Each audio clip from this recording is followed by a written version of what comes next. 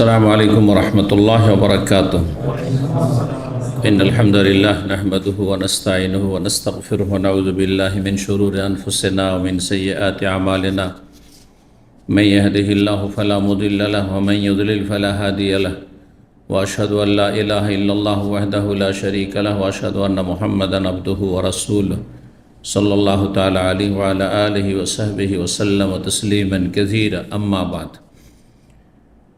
সম্মানিত ভাতৃমণ্ডলী, আল্লাহ রাব্বুল আলামিনের প্রশংসা এবং প্রিয় নবী সাল্লাল্লাহু আলাইহি সাল্লামের উপর সালাত ও সালামের পর আজ সোমবার 23 মুহররম 1446 হিজরি মোতাবেক 29 জুলাই 2024 আমাদের ধারাবাহিক আলোচনা সহিহুল বুখারীর আহাদিসুল আম্বিয়া রসুলগণ সম্পর্কীয় হাদিসের পর্ব নম্বর 2, হাদিস নম্বর 3329। আলোচনা চলছে আদম আলাইহিস সালামের সৃষ্টি এবং তার সন্তান সন্ততি এই সম্পর্কে। এই হাদিস আনাস রাদিয়াল্লাহু তাআলা আনহু বর্ণনা করেছেন। তিনি বলেন, বালাগা আব্দুল্লাহ বিন সালামের মাকদামুন নবী সাল্লাল্লাহু আলাইহি ওয়াসাল্লাম মদিনা। আব্দুল্লাহ বিন সালাম ইহুদি আলেম ছিলেন মদিনায়। ইহুদিরা 3টি গোত্র বসবাস করত মদিনায় নবী সাল্লাল্লাহু আলাইহি ওয়াসাল্লামের আমলে। আর 2টি বংশ ছিল আওস খাজরাজ, তারা পৌত্তলিক ছিল, যারা ইসলাম গ্রহণ করে আনসার হয়, তাদের নাম আল্লাহ দিয়ে থাকেন আনসার বা আনসারি। এই আব্দুল্লাহ ইবনে সালাম ইহুদি আলেম ছিলেন, তিনি ইসলাম গ্রহণ করেছিলেন। তার সাক্ষাৎ প্রথম রাসূলুল্লাহ সাল্লাল্লাহু আলাইহি ওয়াসাল্লামের সাথে এই মর্মে যে ঘটনা বলছে, আব্দুল্লাহ ইবনে সালাম রাদিয়াল্লাহু তাআলা আনহর কাছে খবর পৌঁছিল যে নবী সাল্লাল্লাহু আলাইহি ওয়াসাল্লামের আগমন হয়েছে মদিনায়। মাকদামান নবী সাল্লাল্লাহু আলাইহি ওয়াসাল্লাম বা মাকদামুন নবী সাল্লাল্লাহু আলাইহি ওয়াসাল্লামের আগমন সম্পর্কে খবর পৌঁছিল আব্দুল্লাহ বিন সালামের কাছে মদিনায়, অর্থাৎ মদিনায় তিনি পৌঁছেছেন। ফাতাহু, তারপরে আব্দুল্লাহ বিন সালাম আসলো, এসে বলল, ইন্নী সাইলুক আন সালাত। তখন পর্যন্ত ইসলাম গ্রহণ করেননি, তিনি প্রথম আসছেন, ইহুদি আলেম। 3টি বিষয় সম্পর্কে আপনাকে আমি জিজ্ঞেস করবো। লা ইয়ালামুহুন্না ইল্লা নবী, নবী ছাড়া অন্য কেউ এর উত্তর জানে না। আপনি যদি সত্যি নবী হন তাহলে ঠিকই উত্তর দিতে পারবেন। আপনাকে 3টি বিষয় সম্পর্কে আমি জিজ্ঞেস করব।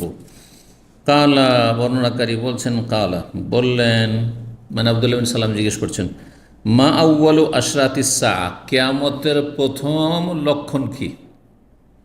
কিয়ামতের প্রথম লক্ষণ, আলামত। এক প্রশ্ন। ওমা আউয়ালু তাআমিন ইয়াকুলু আহলুল জান্নাহ, জান্নাতীরা সর্বপ্রথম কোন খাবার খাবে? প্রথম কিয়ামতের লক্ষণ কি, আর জান্নাতীদের প্রথম খাবার কি? ওমিন আইয়ি শাইইন ইয়ানজিউল ওয়ালাদু ইলা আবিহি ওমিন আইয়ি শাইইন ইয়ানজিউ ইলা আখওয়ালিহি।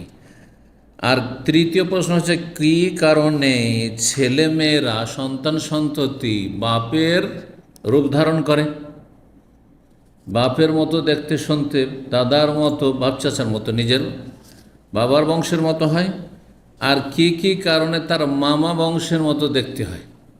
কোনো ছেলে মেয়ে আপনার আমার আছে যারা বাপ মায়ের বংশের সাথে দেখায় সদৃশ্য বা সাদৃশ্যতা রাখে, আর কোনো ছেলে মেয়ে দেখা যাচ্ছে বাপ মায়ের বংশের সাথে কোনো মিল নেই, দেখতে একবারে পুরো নানা বংশের সাথে, মামা বংশের সাথে। কারণটা কি? 3টি প্রশ্ন, নবী ছাড়া কেউ জানে না। আপনার নবী হলে জবাব দিতে পারবেন। ফকাল রাসূলুল্লাহ, রাসূল তখন বললেন, খাব্বারানি বিহিন্না আনিফান জিবরিল, জিবরিল আলাইহিস সালাম এক্ষুনি আমাকে এই বিষয়ে জানিয়ে দিয়েছেন। তার নবী সাল্লাল্লাহু আলাইহি ওয়াসাল্লামকে ওহী না করলে তিনি গায়েব জানতেন না। যখন প্রয়োজন, যে রকমের সমস্যা, তখন আল্লাহ ওইভাবে জানিয়ে দিয়েছেন। তখনই ওহী নাযিলের সাথে সাথে। এর থেকে বোঝা গেল যে ওহী সবগুলি কোরআন নয়, কোরআন ছাড়াও আরও অন্য ওহী আছে। তাহলে শুধু কোরআনের ওহী মানব আর অন্য ওহী মানব না যদি কেউ বলে, যেমন যারা নিজেদেরকে আহলে কোরআন বলছে, কিন্তু এরা আসলে আহলে কোরআন নয়, কোরআনের সাথে তাদের কোনো সম্পর্ক নেই, এরা হচ্ছে মুনকের হাদিস, হাদিস অমান্যকারী, হাদিস অস্বীকারী। তারা আর এক ধরনের ওহীকে অস্বীকার করলো। কোরআনের ওহীকে মানব, আর হাদিসের ওহীকে মানব না। এটা কোন আয়াতে আছে? এই তিনটি বিষয়ের জবাব কোন আয়াতে আছে? নেই। কোথায় আছে তাহলে? নবী সাল্লাল্লাহু আলাইহি ওয়াসাল্লামের কাছে তাহলে কোরআনে কারীমের আয়াত ছাড়াও ওহী নাজেল হয়েছে, অনেক বিষয় ওহী নাজেল হয়েছে। এই জন্য হাদিসগুলো ওহী, হাদিসগুলো ওহী। বাস কোরআনে কারীমের ওহী হচ্ছে শব্দ অর্থ দুটোই আল্লাহর পক্ষ থেকে, আর হাদিসের ওহীগুলির শব্দগুলি রাসূলুল্লাহ সাল্লাল্লাহু আলাইহি ওয়াসাল্লামের বাক্যগুলি, কিন্তু বিষয়বস্তুটি ভাব মহান আল্লাহর পক্ষ থেকে, সেটি ওহী, দ্বিতীয় ওহী, ইসলামের দ্বিতীয় উৎস। ইসলামের একটি উৎস কোরআন মানব হাদিস মানব না, সে কখনো মুসলিম থাকতে পারে না, কোনো ইবাদতবন্দি করতে পারবে না। হালাল হারামের অল্পই কিছু জানবে, অধিকাংশই জানতে পারবে না। অধিকাংশ বিষয়ের হালাল হারামের মাসাইল হাদিসে আছে, কোরআনে নেই। জি, কোরআনে শুকুরের গোস্ত হারাম আছে, তাই না? কুকুর হারাম করে না আছে, কেউ দেখিতে পারবে? বিড়াল হারাম আছে, আচ্ছা বাঘ হারাম আছে, হ্যাঁ শিয়াল হারাম আছে, কোথেকে জানবেন এগুলো তাহলে? হ্যাঁ, সুবহানাল্লাহ। তাহলে এই যারা মুনকারে হাদিস, হাদিস অস্বীকারী, যারা নিজেদেরকে হালি কোরআন বলছে, পথভ্রষ্ট, এদের জন্ম পাকিস্তান থেকে, আর তারপরে ভারতে, বাংলাদেশে আজকাল খুব বেশি ছড়িয়ে গেছে। আল্লাহ হেফাজত করুক। এরা কুকুর খাবে, শৃগাল খাবে, বিড়াল খাবে, হ্যাঁ সব খাবে এরা, কারণ কোরআনে কোথাও নেই এগুলো হারামের কথা।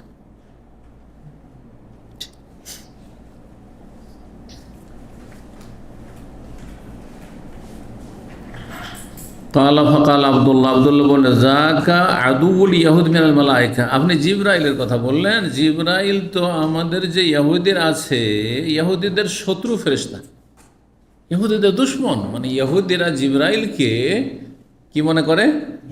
দুশমন মনে করে। ও তো আমাদের জাতির দুশমন। এটা হচ্ছে ইহুদিদের বিশ্বাস। জি, তাহলে একজন ফেরেশতাকে কেউ যদি অস্বীকার করে অথবা তার সাথে শত্রুতা রাখে, সে তো কাফের।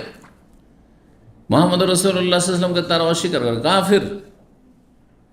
আল্লাহর একত্ব যদি থাকেও, কারণ এই পশ্চিমা দেশে অনেকে জেনারেল শিক্ষিতরা গিয়ে কিছু ইসলাম চর্চা করে আর পথভ্রষ্টও হয়, আবার কিছু ইসলামও চর্চা করে আবার গুমরাহ পথভ্রষ্ট, ইসলামের গণ্ডিতে আসতেই পারেন না। মনে করে লা ইলাহা ইল্লাল্লাহ ঠিক থাকলে জান্নাতি, না, মুহাম্মদ রাসূলুল্লাহ ঠিক থাকতে হবে। তো ইহুদি খ্রিস্টান প্রথম কথা তৌহিদবাদী নয়, তাদের তৌহিদের শিরক আছে, তৌহিদ নেই। যদি ধরে নেন যে তৌহিদ আছে, তারা শিরক করেন, তৃতীয়বাদী বিশ্বাসী নয়, ধরে নেন আপনি, তাহলে মুহাম্মদ রাসূলুল্লাহকে মানে না, কাফির। কোরআন মানে না, কাফির। ঠিক না? জিবরাইল আলাইহিস সালামকে শত্রু মনে করে, কাফির।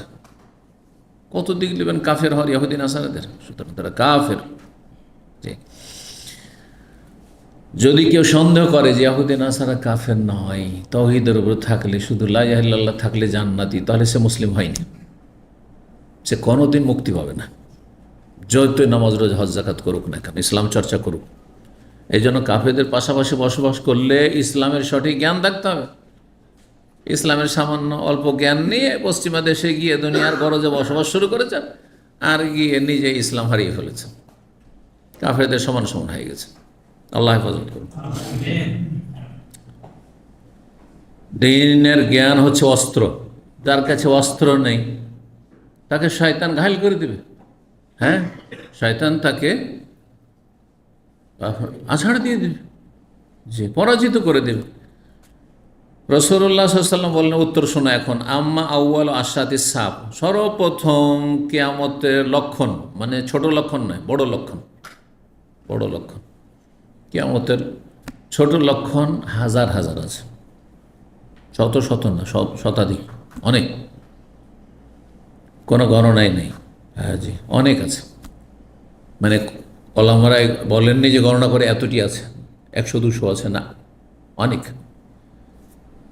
আর ছোটোগুলি মাঝারি আছে আর ছোট আছে। এই জন্য কেউ কেউ কিয়ামতের লক্ষণগুলিকে 3 ভাগে ভাগ করেছেন: ছোট লক্ষণ, মাঝারি মধ্যম লক্ষণ আর বড় লক্ষণ। বড় লক্ষণ 10টির মতো। এই বড় লক্ষণগুলির প্রথম হচ্ছে ফান্নারুন, একটি বিশাল আগুন দাও দাও করে জ্বলে ওঠে। তাহশরুন নাস, মানুষকে তাড়িয়ে নিয়ে যাবে, সমবেত করবে। মিনাল মাশরিক আল মাগরিব, পূর্ব দিক থেকে পশ্চিম দিকে, পূর্ব দিক থেকে আগুনটি জ্বলে উঠবে আর ব্যাপক আকার ধারণ করবে, দেশকে দেশ জ্বালিয়ে দেবে, আর মানুষ ভয়ে পশ্চিম দিকে পালাবে, কারণ পূর্ব দিকে পালাবার কোনো জায়গায় খুঁজে পাবে। পূর্ব দিক থেকে সমস্ত ফিতনা শুরু হবে।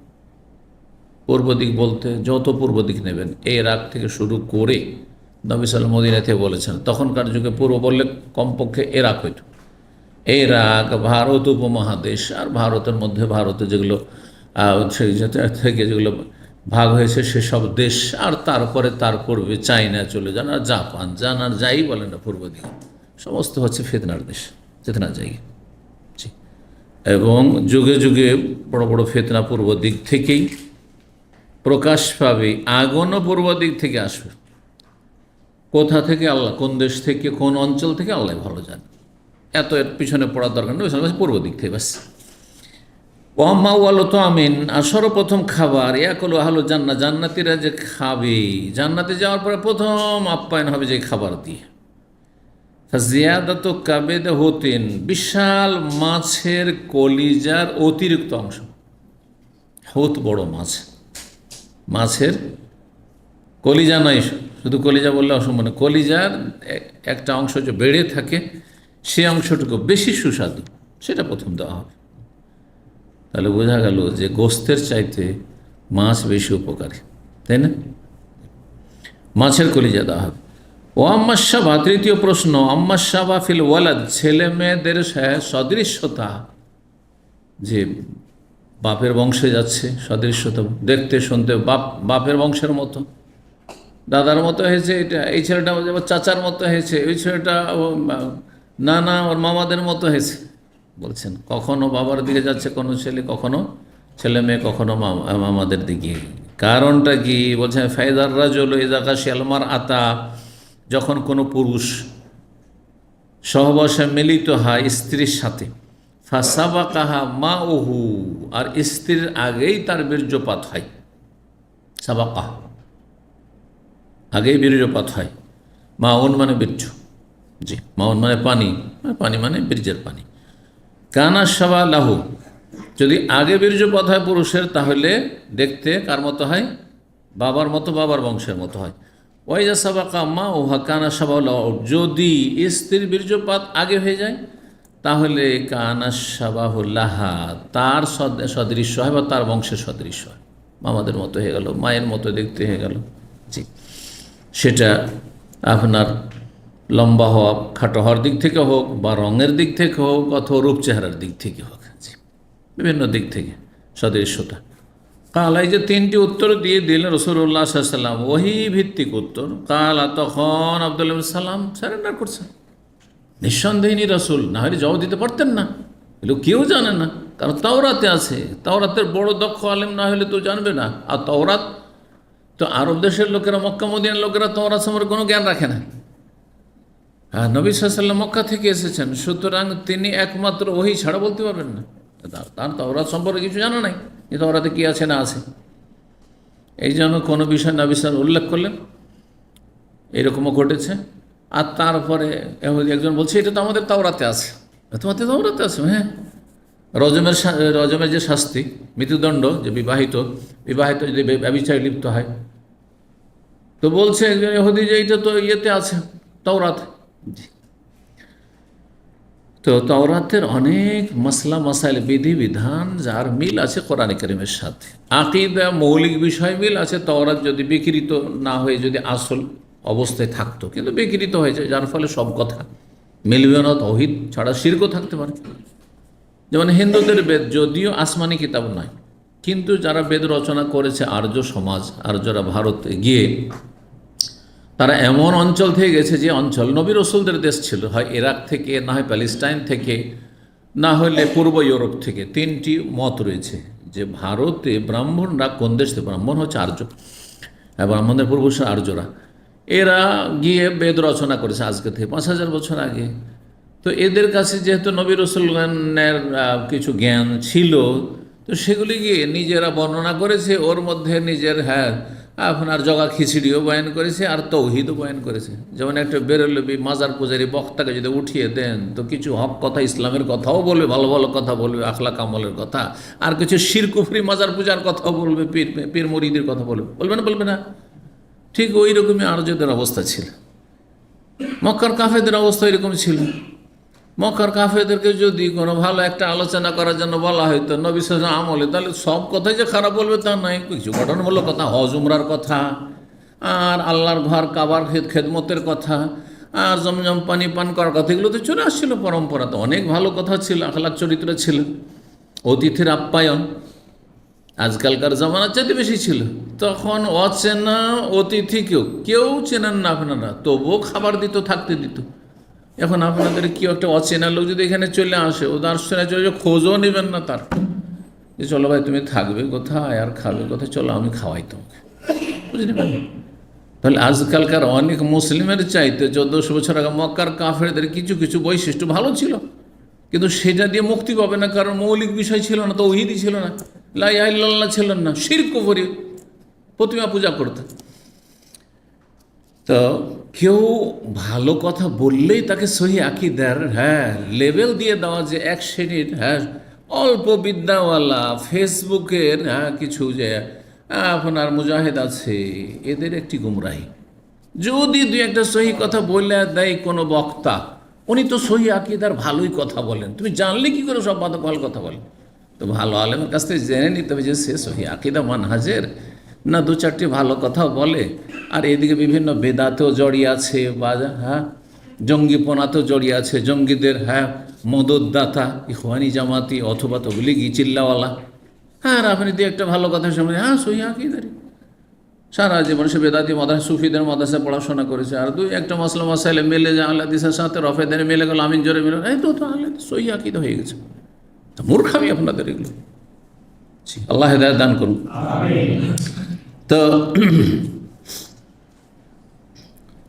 তখন আব্দুল্লাহ সাল্লাম বলছে, আশহাদু, আমি সাক্ষী দিচ্ছি, আন্নাকা রাসূলুল্লাহ, আপনি নিঃসন্দেহে আল্লাহ রাসূল সাল্লাল্লাহু আলাইহি ওয়াসাল্লাম। লা ইলাহা ইল্লাল্লাহ তো আছেই অলরেডি, আর তার সাথে আমি সাক্ষ্য দিচ্ছি মুহাম্মাদুন রাসূলুল্লাহ, তাহলে মুসলিম হয়ে গেলেন তিনি। তার মানে এই না যে শুধু আশহাদু আন্না রাসূল আন্না মুহাম্মদ রাসূলুল্লাহ বলে মুসলিম হয়ে যাবে। কি করতে হবে? লা ইলাহা ইল্লাল্লাহ আগে, তারপরে মুহাম্মদ রাসূলুল্লাহ শাহাদাত দিতে হবে। আশহাদু আল্লা ইলাহা ইল্লাল্লাহ ওয়া আশহাদু আন্না মুহাম্মাদান রাসূলুল্লাহ, বা মুহাম্মদ আবদুহু ওয়া রাসূলুহু। সুম্মা কালা, তারপরে বললেন আব্দুল্লাহ ইবনে সালাম, ইয়া রাসূলুল্লাহ, হে আল্লাহর রাসূল, ইন্নাল ইয়াহুদা কওমুন বহুতুন, ইহুদি জাতি যা আছে আমার জাতি, এরা বড়ই কুৎসা রটনাকারী জাতি, বড়ই অপবাদ দেনেওয়ালা জাতি। এরা অপবাদ দিতে পটু, মিথ্যা অপবাদ দিতে এদের কোনো দ্বিধা নেই। ইহুদিদের বদভ্যাস হচ্ছে একটুতেই নেগেটিভ মন্তব্য করে দেওয়া। সুতরাং শোনেন, ইন আলিম বি ইসলামী কাবলা আন তাসআলাহুম, তাদের সাথে আপনার দেখা সাক্ষাৎ হবে, যেহেতু মদিনায় আপনি তশরিফ নিয়ে এসেছেন, তারা যদি জানতে পারে যে আমি ইসলাম গ্রহণ করেছি, তাদেরকে জিজ্ঞাসা করার আগেই যদি জেনে নেই বাহাতুন ইনদাক, তাহলে আপনার সামনে এসে আমার কুৎসা রটাবে, আমার সম্পর্কে নানা মিথ্যা অপবাদ দেবে, মিথ্যা অপবাদ দেবে। কিন্তু যদি জানতে না পারে, তার আগেই জানতে দিবেন না যে আমি মুসলমান হয়েছি, এটা গোপন রাখেন, আর আগেই জিজ্ঞাসা করবেন যে আব্দুল্লাহ বিন সালাম তোমাদের মধ্যে কেমন মানুষ, তখন দেখেন কি বলে, তাহলে আসল রিপোর্টটা পাবেন, আমি ভালো না মন্দ মানুষ। ফাজাতিল ইয়াহুদ, তারপরে ইহুদিরা এসছে নবী সাল্লাল্লাহু আলাইহি ওয়াসাল্লামের কাছে, মানে তামাশা দেখতে এসছে। কারণ নতুন ব্যক্তি, যার কথা অনেক শুনেছি, মক্কায় 13 বছর ধরে ইসলামের দাওয়াত চলছে, তারপরে সেখান থেকে হিজরত করে এসেছেন, আর মদিনার বেশ কিছু লোক ইসলাম গ্রহণ করেছে, আনসারীরা। তো মদিনায় 4 রাত দিন হচ্ছে নবী সাল্লাল্লাহু আলাইহি ওয়াসাল্লামের, আর তিনি চলে এসেছেন মদিনায়। ইহুদিরা আসলো, দাখালা আব্দুল্লাহ বাইত, তখন আব্দুল্লাহ একটু ঘরের ভিতরে ঢুকে লুকিয়ে গেলেন, যে আমি লুকিয়ে গেলাম, কারণ আমি থাকলে তো বুঝে নেবে যে আমি মুসলমান হয়ে গেছি, ও আগে চলে এসেছি, আমি চোখের আড়ালে চলে গেলাম, আর আমার সম্পর্কে জিজ্ঞাসা করি তাদেরকে। ফাকালা রাসূলুল্লাহ সাল্লাল্লাহু আলাইহি ওয়াসাল্লাম বললেন, আইয়ু রাজুলিন ফিকুম আব্দুল্লাহ বিন সালাম, আব্দুল্লাহ বিন সালাম তোমাদের মাঝে কেমন মানুষ, কি ধরনের মানুষ? কালু, তখন তারা বলল আলামনা ওয়াবনু আলামেনা, সে আমাদের মধ্যে সবচাইতে জ্ঞানী এবং সবচাইতে জ্ঞানীর সন্তান। ওর বাপও মহাজ্ঞানী আলেম ছিল, বড় আলেম, আর সেও বড় আলেম। জি, আলেমের ছেলে আলেম। ওয়া খাইরুনা ওয়াবনু খাইরিনা, বা ওয়া খিয়ারুনা ওয়াবনু আখিয়ারিনা, আমাদের মধ্যে সবচাইতে ভালো মানুষ, খায়ের মানে ভালো, উৎকৃষ্ট, সবচাইতে উৎকৃষ্ট ভালো মানুষ এবং সবচাইতে ভালো মানুষের সন্তান। ফাকাল রসুল্লাহ সাল্লাল্লাহু আলাইহি ওয়াসাল্লাম, তখন রসুল ইহুদিদেরকে বলছেন আফার আয়াত, আচ্ছা বলো তো, ইন আসলাম আবদুল্লাহ, তাহলে যখন তোমাদের মধ্যে ভালো মানুষ আর সবচেয়ে বড় আলেম মানুষ, সবচেয়ে বড় আলেম তোমাদের সমাজে কেউ নেই, মদিনায়, তাহলে সে যদি ইসলাম গ্রহণ করে নেয় তো কি বলবে? সে যদি মুসলমান হয়ে যায়, ধরো মুসলমান হয়ে গেছে, তাহলে কি বলবে? যে না, হইতেই পারে না, এটা হইতেই পারে না। কালু, তখন ইহুদের বলে আযাহুল্লাহ মিন যালিক, আল্লাহ তাকে রক্ষা করুক, ও যেন মুসলমান না হয়, আল্লাহ তাকে পানায় রাখো, রক্ষা করুক। নাউযুবিল্লাহ। তাহলে অসৎ লোকও কিন্তু দোয়া করে আল্লাহর কাছে, অসৎ লোকও জালেমও দোয়া করে যে জালেমকে ধ্বংস করে, করে না? করে না? নিজেই জুলুম করছেন, হ্যাঁ, নিজেই ফিতনা ফাসাদের কারণ, নিজেই আপনি হয়তো আগুন লাগিয়েছেন, আর নিজেই দোয়া করছেন যারা আগুন লাগিয়েছে তাদেরকে আল্লাহ কি করুক, সর্বনাশ করুক। তা আপনারও একটা ভাগ থাকছে, একটা ভাগ থাকছে। যত লোক অংশ নিয়েছেন সবারই হ্যাঁ এতে ভাগ থাকবে, কিন্তু এই জন্য সবসময় কখনো অশান্তি সৃষ্টি করবেন না, শান্তিকে বহাল রাখার চেষ্টা করবেন। আল্লাহ তৌফিক, না হলে বেঁচে থাকবে। বুঝছেন না যে কোনটাতে শান্তি কোনটা অশান্তি, বুঝছেন না, তাও দূরে থাকবেন। আমি যখন বুঝিই না যে এতে শান্তি হবে না অশান্তি, তো আমি যাবোই না। এটা হচ্ছে ফিতনাকে এড়িয়ে চলা, ফিতনাতে বেঁচে থাকা, ফিতনার জামানায়। আর আপনাকে মন্তব্য করতেই হবে, আপনার একটা কিছু বলতেই হবে, আপনার মতামত নেই, আপনি কিছু বলছেন না, হ্যাঁ হ্যাঁ, মুখ বন্ধ করে বসে আছেন, হ্যাঁ, কলু কেটে বসে আছেন। না না না ভাই, আমার এই ক্ষেত্রে বলে আমি ফাঁসতে চাই না, তোমরা ফাঁসছো ফাঁসো। জি, ফাখারাজ আবদুল্লাহ, তখনই আবদুল্লাহ বিন সালাম বেরিয়ে এসছে এলাইহিম, তাদের সামনে, আর এসে বলছে আশহাদু আল্লা ইলাহা ইল্লাল্লাহ ওয়া আশহাদু আন্না মুহাম্মাদান রাসূলুল্লাহ। ওদের সামনে একবারে আমি সাক্ষ্য প্রদান করছি আল্লাহ ছাড়া কোনো সত্য মাহবুদ নেই, আরও সাক্ষ্য প্রদান করছি মুহাম্মদ আল্লাহর রসুল, একবার ওদের সামনে। সাথে সাথে বলছে শাররুন ওয়া শাররুনা, সে খুব খারাপ মানুষ, ওর বাবা খুব খারাপ মানুষ ছিল। ওয়াকাফি, আর তারপরে তাকে গালাগালি শুরু করে দিল একবার, হ্যাঁ, অমানুষ বানিয়ে দিল তাকে। সুবহানাল্লাহ। হ্যাঁ, কত খারাপ জাতি ইহুদি জাতি, চিন্তা করেন। এই ইহুদি চরিত্র যদি আপনার মধ্যে থাকে, আপনার দলের মধ্যে থাকে, তার সম্পর্কে নেগেটিভ কিছু জানেন না। আমাদের কোরআন সুন্নাহর যারা আলেম, যাদেরকে বেদাতিরা গাল দেয়, তার মধ্যে সবচেয়ে বেশি ভাগ আমার। তো যারা জানে না যে ওদের দোষ ত্রুটি ধরেছি, জামাত ইসলামের উপর আমার বক্তব্য আছে, জানে না কিন্তু এই বিষয়টা, অথবা তবলিগ জামাত সম্পর্কে যে আমার অপারেশন আছে জানে না। আর তারপরে আমার ধরে নামাজের ওপর বক্তব্য বিষয়ভিত্তিক, রোজার ওপর, হজের ওপর বিষয়ভিত্তিক আলোচনা শুনেছে, হ্যাঁ আলোচনা তো শুনে ভালো লাগে। তারপর যদি বলে আচ্ছা বলুন তো দেখি জামাত ইসলামের কিন্তু ভুল ধরেছে, কিন্তু এটা হইতেই পারে না, ধরেছে, তাহলে খুবই খারাপ মানুষ, হ্যাঁ, তাহলেও কাফেরদের এজেন্ট, কাফেরদের এজেন্ট সে। হ্যাঁ, তবলিগ জামাতের ভুল ধরেছে, দেওবন্দি কমের ভুল ধরেছে, তার মানে ও হোক কাফেরদের দালাল, ইহুদিদের দালাল। আউযুবিল্লাহি মিনাশ শাইতানির রাজিম। চরিত্র ইহুদি চরিত্র এটি, ইহুদিদের বদ চরিত্র এটি। 3330 নম্বর হাদিস, হাদিস বর্ণনা করছেন আবু হুরায়রা রাদিয়াল্লাহু তাআলা আনহু, আগের হাদিসের মতো। তারপর লাউলা বানু ইসরাইল, তাতে আরেকটা অংশ রয়েছে, বনি ইসরাইল যদি না আসতো, ইসরাইল বংশ, ইয়াকুব আলাইহিস সালামের বংশ বনি ইসরাইল, বনি ইসরাইল যদি না আসতো, আর তারা যদি কি না করতো, প্রয়োজনের অতিরিক্ত তারা গোশত জমিয়ে না রাখতো। মান্না সালওয়া যখন আল্লাহ ওদেরকে দেওয়া শুরু করলে ফিরি ফিরি, এই ফিরি ফিরি খাবার বনি ইসরায়েলের পেয়েছে, আমরা পেয়েছি, সারা জীবন খেটেই খেতে হচ্ছে আমাদেরকে, তাই না? আলেম হন আর জাহেল হন, সবাইকে কিন্তু মেহনত করে রোজগার করতে হচ্ছে। আর ওদেরকে আল্লাহ কত নিয়ামত দিলেন, এইদিকে ফেরাউনের জুলুম থেকে আল্লাহ মুক্তি দিলেন, হ্যাঁ, আর তারপরে বাড়ি নেই, ঘর নেই, সে তিহের ময়দানে খোলা মাঠ, ওয়াজাল্লাল আলিমুল গামাম, আকাশ সবসময় মেঘমালায়, ও বাড়ির মতো ছায়া, সবসময় ঠান্ডা, এসির ব্যবস্থা আল্লাহ সৃষ্টিগত এসির ব্যবস্থা করে দিলেন, খোলা মাঠে এসি। ওয়ানজালনা আলাইহিমুল মান্না ওয়াসসালাওয়া, মান্না এবং সালওয়ার খাবার, এক ধরনের হালুয়া, আর সালওয়া এক ধরনের পাখির গোস্ত। আমার পাখির গোস্ত মাসে অনেকেই পান না, বছরও পাননি হয়তো। পাখির গোস্ত, যত গোস্ত রয়েছে তার মধ্যে সবচাইতে কম ক্ষতির গোস্ত, যাতে লাভ আর লাভ ফায়দাই রয়েছে, সেটা পাখির গোস্ত। পাখির গোস্ত আল্লাহ দিল। কিন্তু আল্লাহ ফিরি ডেইলি দিচ্ছেন, প্রতি রাতে সকালে পাখি পড়ে আছে, ধরো আর খাও, তাজা তাজা খাও, না লোভ সামলাতে বলেন, এত পাখি ধরে রেখে দে, আগামীকালকে খাবো, কি জানি যদি আগামীকালকে না আসে পরশু খাবো, এইভাবে রেখে দিল। লোভ সামলে মানুষের স্বভাব এটি, যখন রেখে দেবো তো রেখে দিলি, হ্যাঁ মাসিকার, তারপরে পচে গেল, সরে গেল, তাহলে আর কি তোরকে দেবো না। আল্লাহ নিয়ামত ছিনিয়ে নিলেন। তো ওই কথা বলছেন যে বনি ইসরাইল যদি এই জাতির না আসতো, লাম ইয়াখনিজিল্লাহ, তাহলে গোস্ত কখনো পচে সরে যেত না, গোস্ত সরতো না। তারা কুক্ষিগত করে জমা করে রেখে দিয়েছে, সেই জন্য গোস্তে গন্ধ হয়েছে আর পচেছে। ওয়ালাউলা হাওয়া লাম তখন অনুসা জৌজাহা, আর যদি হাওয়া এই নারী জাতির প্রথম নারী না আসতো দুনিয়াতে, তাহলে কোন মহিলা, মানে এই হাওয়া যদি প্রথম এই কাজটি, এই ভুলটা না করতো, তাহলে কোন মহিলা স্বামীর খেয়ানত করতো না, স্বামীকে কুপরামর্শ দিত না, স্বামীকে পাপের দিকে নিয়ে যেত না, স্বামীর ক্ষেত্রে অন্যায় করতো না, সেটা খেয়ানত। সে তার সতীত্বের ক্ষেত্রে হোক খেয়ানত, যেমন পরকীয়া, অথবা আর কিছু। তো হাওয়া কি খেয়ানত করেছেন?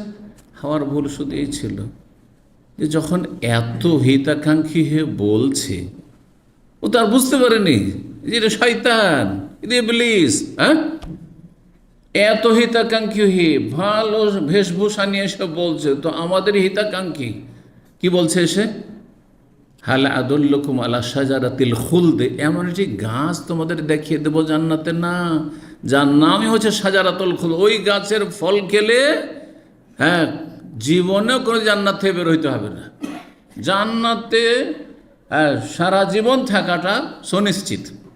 শাজারাতুল খুলদ, স্থায়ী হয়ে যাবে জান্নাত, সার্টিফিকেট। তো আদম আলাইহিস সালাম দ্বিধাদ্বন্দ্বে আছেন, না শুনবো না, দরকার নাই, বলছে তো খেয়ে নেন, একটু অসুবিধাটা কি। অনেক সময় এরকম করে, হ্যাঁ, যখন পাওয়া যাচ্ছে নিন, এটা নাজাইজ কাজ। ধরেন অফিসার ঘুষ খেতে চায় না, কিন্তু স্ত্রীর ইমান দুর্বল, এসে গল্প করছে যে আজকে এমন একটা লোক এসেছিল অফিসে কাজের জন্য, তার কাজটা যদি একটা সাইন করে দিতাম না, তো লাখ লাখ টাকা ঘুষ পেয়ে যেতাম। তাই নাকি? তোমার বেতন তো 50,000, এতে কী অবৈধ, নিয়েই নিতে তুমি, অসুবিধাটা কি? এই যে ঘুষখোর বানিয়ে দিল, স্ত্রীতে ঘুষখোর বানিয়ে দিল, স্ত্রীতে সুদখোর বানিয়ে দিল, স্ত্রীতে বিভিন্ন হারাম কাজে লাগিয়ে দিল। জি, তো প্রথম নারী হাওয়া এই কাজটি যদি কুপরামর্শ না দিতেন আদম আলাইহিস সালামকে, তাহলে কোনো মহিলা আর এরকম কুপরামর্শ দিয়ে বিভ্রান্ত করতে পারত না। কারণ পুরুষরা যতই পুরুষ হোক না কেন, স্ত্রীর কাছে জব্দ, ইল্লা মান রাহমাল্লাহ, যদি আল্লাহ দয়া মায়া করেন আর হারাম থেকে নাজায়েজ থেকে রক্ষা করেন, তারপরও জায়েজ কাজ ধরেন। আপনি চাইছেন ছেলেটাকে আলেম করব, আর এমন পাইতারা শুরু করলো স্ত্রী আপনার সাথে, না আলেম বানাইতে দিবে না, ও ডাক্তার বানাবো তো, ইঞ্জিনিয়ার বানাবো তো, ওই জেনারেল লাইনে পড়াবো, এই করব সেই করব, এই ভবিষ্যৎ কি আছে, এইসব কথা বলে আপনাকে গোমরাহ করে দিল, খেয়ানত করলো আপনার। কারণ ওই যে প্রথম খেয়ানত করেছে হাওয়া তার স্বামীর সাথে, আমরা সবাই তখন ভুক্তভোগী। জি, 3331 নম্বর হাদিস আবু হুরায়রা রাদিয়াল্লাহু তাআলা আনহু قال رسول الله صلى الله عليه وسلم বলে, ইস্তাউসু বিন নিসাই, অন্য রিওয়ায়াতে ইস্তাউসু বিন নিসাই খায়রান, নারীদের ক্ষেত্রে তোমরা ভালো উপদেশ গ্রহণ করো, নারীদের সাথে ভালো আচরণের উপদেশ দিচ্ছি তোমাদেরকে, তোমরা গ্রহণ করো। পুরুষদেরকে সম্বোধন করে নবী সাল্লাল্লাহু আলাইহি ওয়াসাল্লাম বলছেন, কেন? ফাইনাল মারআতা খুলিকাত মিন দিলাইন, কারণ নারী জাতিকে সৃষ্টি করা হয়েছে বাঁকা পাঁজরার হাড় থেকে। জেলা বলা হয় পাঁজরের হাড়, পাঁজরের হাড় এই যে বাতিগুলো, যে পার্শ্ব দেশে যে বাতিগুলো রয়েছে পাঁজর, আর তার মধ্যে যত ওপরের দিকে আসবে তত বেশি বাঁকা, নিচের দিকে একটু কম বাঁকা আছে, আর ওপর দিকে যত উঠবে তত বেশি বাঁকা। আর ওপর দিকের হাড্ডি থেকে, আদম আলাইহিস সালাম ওপর দিকের হাড্ডি থেকে তো এই সৃষ্টি করা হয়েছে কাকে? হাওয়াকে। সুতরাং নারী জাতি সবচেয়ে বেশি টেঁড়া ব্যাকা হাড্ডি থেকে সৃষ্টি করা হয়েছে, বাঁকা হাড্ডি থেকে সৃষ্টি করা হয়েছে। বলছেন ওয়াইন আলোয়ার, সবচেয়ে বেশি বাঁকা হাড় হচ্ছে এ পাঁজরের হাড়ের ওপর অংশটুকু, ওপরের হাড়টা, আর সেটা দিয়ে সৃষ্টি করা হয়েছে কাকে? আদম আলাইহিস সালামকে। জি, এইটা হচ্ছে বাহ্যিক অর্থ। সুতরাং এতে অপব্যাখ্যার বা রূপক অর্থে নেওয়ার কোনো সুযোগ নেই। কারণ অনেকেই বলছেন না না, হাড্ডি থেকে সৃষ্টি করা হয়নি, না নারীদেরকে এটা একটা রূপক অর্থে ব্যবহার হয়েছে। না, নবী সাল্লাল্লাহু আলাইহি ওয়াসাল্লাম বলছেন যে বাঁকা হাড্ডি থেকে তৈরি করা হয়েছে। এই জন্য নারী জাতি পুরুষেরই অংশ। নারী জাতি হচ্ছে পুরুষেরই, মানে আদম আলাইহিস সালামের শরীরের একটা অংশ। এই জন্য নর এবং নারীতে এত আকর্ষণ, নর এবং নারীতে এত আকর্ষণ নেই। নারীতে নারীতে যতই ভালোবাসা হবে এত আকর্ষণ হবে না, পুরুষে পুরুষে এত আকর্ষণ হয় যত নরের নারীর দিকে আকর্ষণ, আর নারীর নরের দিকে আকর্ষণ পেয়েছে, কারণ তারই শরীরের একটি অংশ সৃষ্টিগতভাবে। এখন এই বাঁকা হাড়কে যদি সোজা করতে হয় তো আস্তে ধীরে না সোজা করতে হবে। হ্যাঁ, যত তাড়াহুড়া করবেন তত 12টা বাজাবেন আপনি, তত খারাপ অবস্থা হবে। ফাইন জাবতা তকিমাহু, যদি আপনি যান সেই বাঁকা হাড়কে সোজা করতে, কাসার তাহু, যে আমি সোজা করব তো ছাড়বো, সোজা হবি না, হ্যাঁ সোজা হবি না তুই, সোজা অবশ্যই করব, তাহলে কি হবে? ভেঙে ফেলবেন আপনি, কেন বাঁকা হাড্ডি। ওয়াইন তারাক, আর যদি বলেন যে সোজা হবি না তো যা, হ্যাঁ আদা খাবি সাত পে, তুই যা পারবি তাই কর, আমি কিছুই বলবো না, তাহলে সারা জীবন বাঁকা থেকে যাবে। তাহলে এইটাও করা যাবে না, সোজা করব তো ছাড়বো, হ্যাঁ এইটাও চলবে না, এত শক্ত হয়, আর কিছুই বলবো না, এইটাও চলবে না। কি করতে হবে তাহলে? একটু একটু করে টান দিয়ে সোজা করার চেষ্টা করতে হবে, একটু একটু করে হালকা করে সোজা করার চেষ্টা করতে হবে। হালকা হালকা করে যদি আপনি সোজা করার চেষ্টা করেন, পুরো সোজা নাও হলো, কিছুটা তো হবে, কিছুটা হবে। বলছেন ওয়াইন তারাকতাহু লাম ইয়াজাল আওয়াজ, আর যদি আপনি ছেড়েই দেন যে আমি একটু সোজা করার চেষ্টা করব না, তো সেটা সবসময় কী হয়ে যাবে? বাঁকা থেকেই যাবে। ফাস্তাউসু বিন্নিসা, সুতরাং নারীদের ক্ষেত্রে ভালো উপদেশ নাও, মানে উপদেশ দিতে থাকো, নারীদেরকে ভালো উপদেশ দিতে থাকো, তাদের সাথে সদাচরণ করতে থাকো। কারণ মানুষের একটা স্বভাব, পুরুষ হোক আর নারী হোক, যদি ভালো আচরণ করেন নুন খেলে গুণ গাইবে, নুন খেলে গুণ গাইবে। স্ত্রী ধর ভুল করেছেন, কিছুই বললেন না তেমন, কোনো রকম কটু কথা বললেন না, ভালো আচরণ করলেন, মায়া মমতা করছেন, একটু অসুস্থ হয়েছে খুব বেশি খোঁজ নিলেন, হ্যাঁ ভালোবাসা প্রকাশ করলেন, তাহলে আকৃষ্ট করা যাবে। আর যদি সবসময় যদি এই আরব দেশে একটি ভাষায় গিরগির গিরগির আছে, গিরগিরটা তো জানো, আমার দেশের লোক আবার বুঝবে না, কারণ বক্তব্য তো আমার অন্যরাও শুনবে। গিরগির মানে কি? বেশি যদি বকর বকর করতে থাকেন সবসময়, একটু ভুল করলে শুধু বক বক করতে আছেন, বকতেই আছেন, বকা দিতেই আছেন, তাহলে বিরক্ত হয়ে যাবে, আর আপনার কোনো কথা শুনবে না, ঘৃণা ছড়াবেন না। যেন নবী সাল্লাল্লাহু আলাইহি ওয়াসাল্লাম বলেছেন বাশশিরু, আশ্বস্ত করো, আশ্বস্ত করে, ওয়ালা তুনাফিরু, ঘৃণা ছড়ায়ও না, যাতে ঘৃণা হয়ে যায় এমনটা করিও না। সেটা উভয় পক্ষ থেকে। কিন্তু 3332 নম্বর হাদিস বর্ণনা করছেন আব্দুল্লাহ বিন মাসউদ রাদিয়াল্লাহু তাআলা আনহু। এই হাদিসের আগে এসেছে একাধিকবার। বলছেন যে হাদ্দাসানা রাসূলুল্লাহ সাল্লাল্লাহু আলাইহি ওয়াসাল্লাম, রাসূলুল্লাহ আমাদেরকে এই হাদিস বর্ণনা করেছেন। ওয়া হুয়া সাদিকুল মাসদুক, তিনি হচ্ছেন সত্যভাষী এবং সত্যের ধারক। মাসদুক সত্য, যাকে সত্য আল্লাহ রাব্বুল আলামিন সত্য করে, যেহেতু তিনি সত্যবাদী, সেজন্য তার ওপর দ্বীনে হক নাযিল করেছেন, যে তিনি যথাযথ সেই আমানত বহন করবেন। তো সত্যের ধারক তিনি, বাহক। কি বলেছেন তিনি? ইন্না আহাদাকুম ইউজমাউ ফি বাতনি উম্মিহি 40 ইয়াওমান, তোমাদের যে কোনো ব্যক্তি মাতৃগর্ভে 40 দিন প্রথম অবস্থান করে। প্রথম 40 দিন, প্রথম 40 দিন কি থাকে? প্রথম অবস্থাতে থাকে। প্রথম অবস্থা কি ছিল? শুক্রবিন্দু, বীর্য, নুতফাতান, অন্য রিওয়ায়াতে নুতফাতান, মানে প্রথম 40 দিন কি থাকে? সহবাস হলো, সহজ বৎসরের 40 দিন সে বীর্য রূপেই থাকে, জি, শুক্রবিন্দু রূপে। সুম্মা ইয়াকুনু আলাকাতান মিসলা যালিকা, তারপর অনুরূপ 40 দিনে, দ্বিতীয় 40 দিনে 41 থেকে নিয়ে 79 পর্যন্ত, 80 পর্যন্ত কি থাকে? জমাট বাঁধা রক্ত, একটু রক্তের রং এবং গাঢ়, জমাট বাঁধা, জমাট বেঁধে গেছে রক্তপিণ্ড, এটা হচ্ছে রক্তপিণ্ড, রক্তের টুকরো। সোম্মা এখনো মুজগাতা মিসাল জালকে, তারপরে অনুরূপ সময়কালে মানে তৃতীয় 40-এ, মানে 81 থেকে শুরু করে 120 পর্যন্ত, এই সময়কালটাই গোস্তপিণ্ডে পরিণত হয়। রক্তটি, জমাট বাঁধা রক্তটি কি হলো? গোস্তের টুকরায় পরিণত হয়ে গেল। 120 দিন হয়ে গেল। কয় মাস হয়েছে? 4 মাস। এখন রূহ সঞ্চার করা হবে। সুম্মা ইয়াবাসুল্লাহ ইলাইহি মালাকান, তারপর আল্লাহ বিশেষ একজন ফেরেশতাকে পাঠিয়ে দেন বিআরবাই কালিমাতে, 4টি বিষয় নিয়ে। ফায়াকতুবু আমালাহু, তার আমল লিখা হয়, তার আমল কর্ম। ওয়া আজালাহু, এবং তার সময়সীমা, মৃত্যু, তার মৃত্যু কত বয়সে, তার বয়স, আয়ু, তার আয়ু বলতে পারে, তার আয়ু। ও রিজকাহু, তার রিজিক, রিজিক কেমন, তার রিজিক হবে। ও শাকিউন আও সাঈদুন, শেষ পরিণাম সেই ব্যক্তি নেক হবে, শাকিউন মানে আপনার অসৎ হবে, পাপী হবে, নাকি নেক হবে, নেককার হবে না বদকার হবে। শাকিউন হতভাগা, হতভাগাকে যে পাপী, পাপী হবে। আও সাঈদুন, নাকি নেককার হবে, অর্থাৎ ভাগ্যবান হবে। সাঈদ মানে দুটোই অর্থ হয়, সাঈদ মানে নেক ব্যক্তি, আর সাঈদ মানে হচ্ছে যে ভাগ্যবান ব্যক্তি। শাকিউন, হ্যাঁ, বদ প্রকৃতির মানুষ। ফাম্মাল্লাযিনা শাকু, যারা বদ প্রকৃতির মানুষ, হ্যাঁ, পাপিষ্ট, দুটোই অর্থে ব্যবহার করা। সুম্মা ইউনফাখু ফীহি রূহ, তারপরে 120 দিনে গিয়ে রূহ সঞ্চার করা, রূহ ফুঁকা হয়, ফেরেশতায় রূহ ফুঁকে দেন।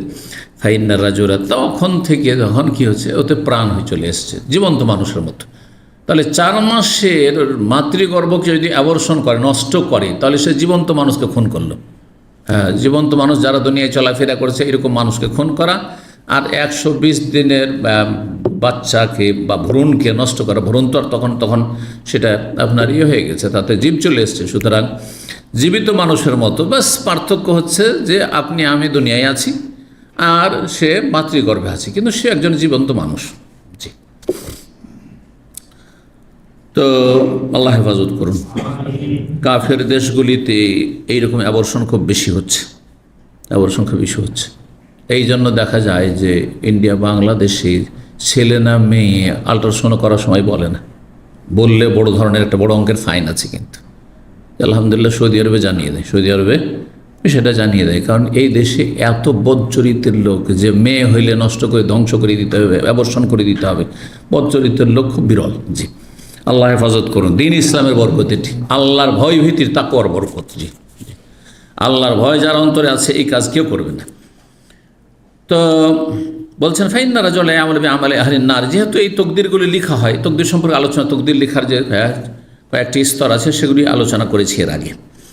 তো একজন মানুষ জাহান্নামে যাওয়ার আমল করতে থাকে, হাত্তা মা ইয়াকুনু বাইনাহু ওয়া বাইনাহা ইল্লা যিরা, জাহান্নামে যাওয়া আর তার মাঝে 1 হাত শুধু অবশিষ্ট থেকে গেছে, আর কয়েকটা দিন আছে বা কয়েকটা মাস আছে, অল্প সময় আছে।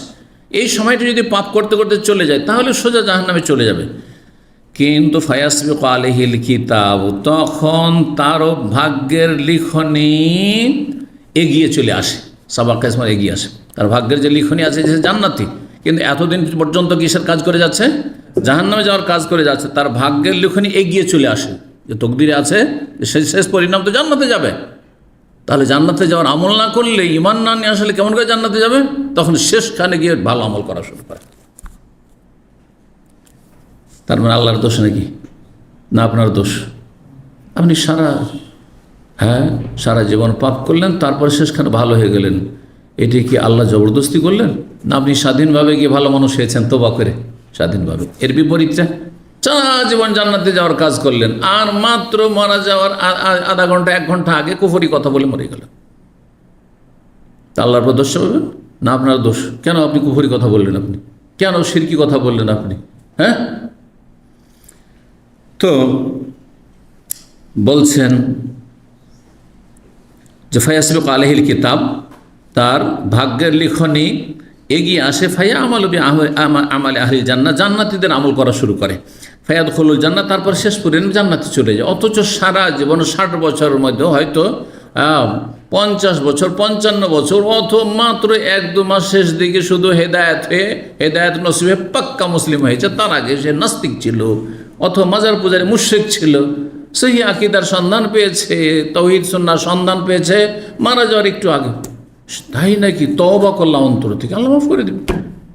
চিন্তা করুন তো, একটা কাফেরও যদি মরার আগেখানে এখন মুমূর্ষু অবস্থায় নেই, সজ্ঞানে আছে, তওবা দরজা তার সামনে খোলা আছে, লা ইলাহা ইল্লাল্লাহ পড়ে নাই, জান্নাত পাবে না?